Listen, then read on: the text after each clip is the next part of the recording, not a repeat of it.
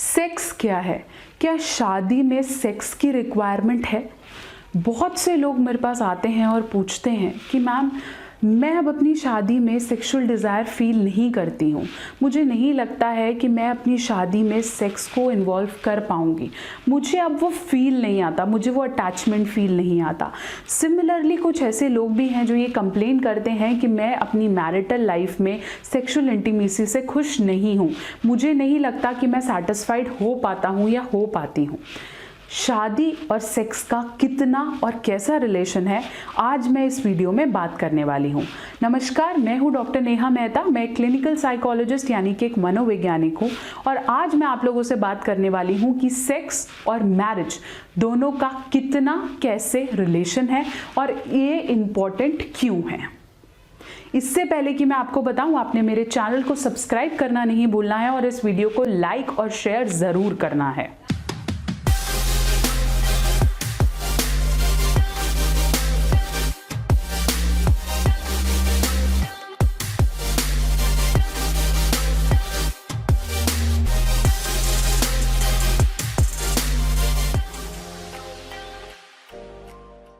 तो चलिए हम बात कर रहे थे कि सेक्स और मैरिज दोनों का क्या रिलेशन है।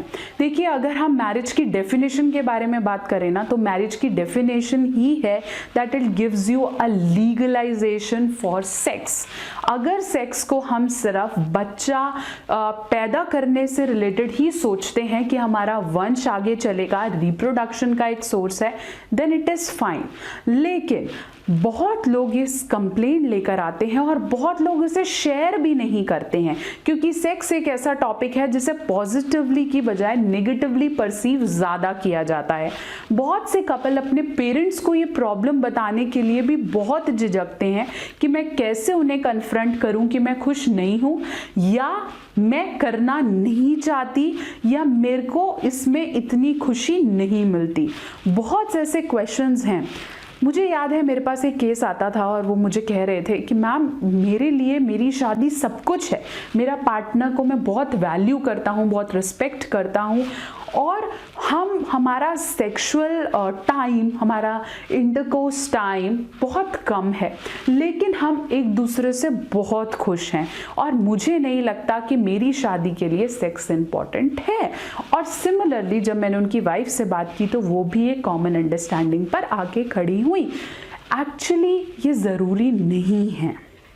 सबसे ज़्यादा ज़रूरी क्या है कि आप एक दूसरे को वांटेड, रिस्पेक्टेड, वैल्यूड, नीडेड महसूस कराएं और यही सबसे ज़्यादा बड़ा डेफिनेशन है सेक्स का।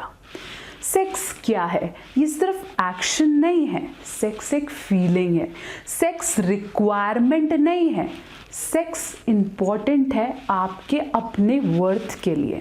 सेक्स की इम्पॉर्टेंस क्या है? पहली इंपॉर्टेंस है अट्रैक्शन, लव, ट्रस्ट बिल्ड करता है।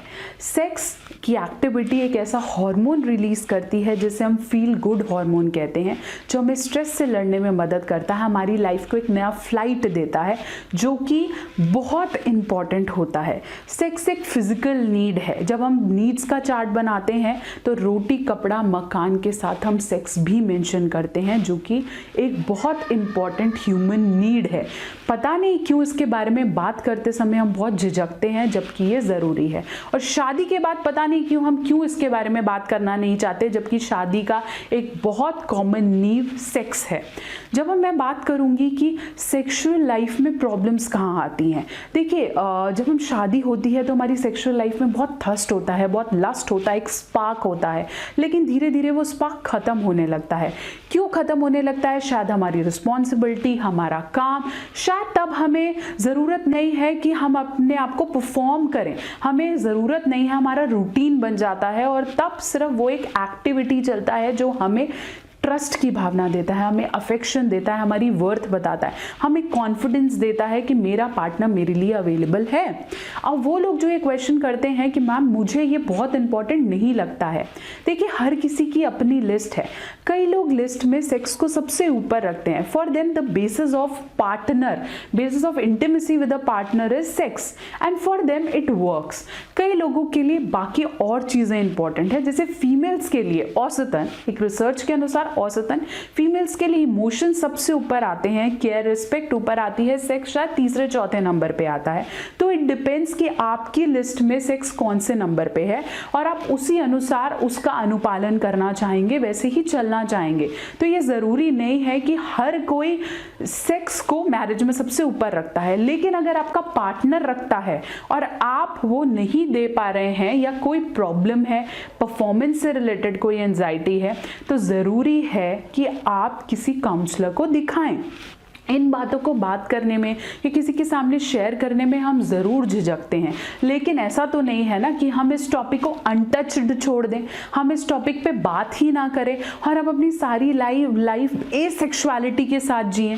ये ज़रूरी नहीं है। और अगर आपको फील होता है कि आप में कोई कमी है या आपके पार्टनर में कोई कमी है न, तो किसी साइकोसेक्सुअल काउंसलर या सेक्सोलॉजिस्ट को दिखाने में कोई प्रॉब्लम नहीं होनी चाहिए और ट्रीटमेंट परस्यू करने में भी प्रॉब्लम नहीं होनी चाहिए, क्योंकि शायद ये चेरी का ऊपर का टॉप नहीं है, लेकिन ये केक का बेस है, और अगर ये बेस नहीं है तो आपको वो फील नहीं आएगा। अब जब उन लोगों की हम बात कर रहे हैं कि जिनके लिए सेक्स इतना इम्पोर्टेंट नहीं होता, उनके लिए और बहुत सारे फैक्टर्स हैं जो उनको सेक्स की फीलिंग देते हैं, जैसे शायद एक दूसरे का हाथ पकड़ना, एक दूसरे को टच करना, बैक से हग करना, जिसे हम कडल्स कहते हैं। वो चीज़ें इक्वली इम्पॉर्टेंट होती हैं। यही चीज़ें हैं जो हमें एक दूसरे के लिए वर्थ बनाती हैं। हो सकता है शायद मैं इस प्लेटफॉर्म पे इस बारे में बात कर रही हूँ तो बहुत लोग सहमत नहीं होंगे कि हम खुले में इस बारे में बात नहीं कर सकते, लेकिन शादी तभी होती है जब हम शारीरिक, मानसिक रूप से, इमोशनल रूप से एक दूसरे के लिए अवेलेबल हो, और उसके अंदर कोई झिझक नहीं होनी चाहिए। आप अपने पार्टनर के लिए तभी खड़े हो सकते हैं जब आप उसकी नीड्स को, उसको उतना ही वैल्यू करें जितना आप अपनी नीड्स को करते हैं। तो आशा करती हूँ कि ये वीडियो ने आपको समझाया होगा कि आपकी लाइफ में सेक्सुअल प्रॉब्लम्स हैं तो कैसे सॉल्व करना है। किसी सेक्सोलॉजिस्ट या साइकोसेक्सुअल काउंसलर के पास जाने से घबराना नहीं है। अगर आपको लग रहा है वो मेरे पास अवेलेबल नहीं है, मैं झिझक रहा हूँ, मैं खुले से नहीं जा सकता, तो आजकल ऑनलाइन काउंसलिंग की फैसिलिटी अवेलेबल है। नीचे बायो में मेरी उस वीडियो का लिंक है जो आपको बताएगा कि ऑफलाइन और ऑनलाइन काउंसलिंग को कैसे ऑप्ट कर सकते हैं। बहुत सारे थेरेपिस्ट हैं जो आपको साइकोसेक्सुअल काउंसलिंग देंगे। तो खुल के बात करें, अपनी प्रॉब्लम की जड़ तक पहुंचे और उस पर काम करें, क्योंकि शादी और सेक्स दोनों का अटूट संबंध है और उसे मेंटेन करना दोनों पार्टनर्स के लिए बराबर की जिम्मेदारी है। तो अब आपने मेरी इस वीडियो को लाइक करना है, अपने पार्टनर के साथ, अपने फ्रेंड्स के साथ शेयर करना है, और मेरे इस चैनल को सब्सक्राइब करना नहीं भूलना है, नहीं तो आप मेरी बहुत और वीडियोस को मिस कर देंगे। और मैं अब अपनी नेक्स्ट वीडियो के साथ आपके साथ हाजिर होंगी, जिसमें हम बात करेंगे कि एक साइकोसेक्सुअल काउंसलर के रोल क्या होते हैं और वो किस तरह से आपकी हेल्प कर सकता है।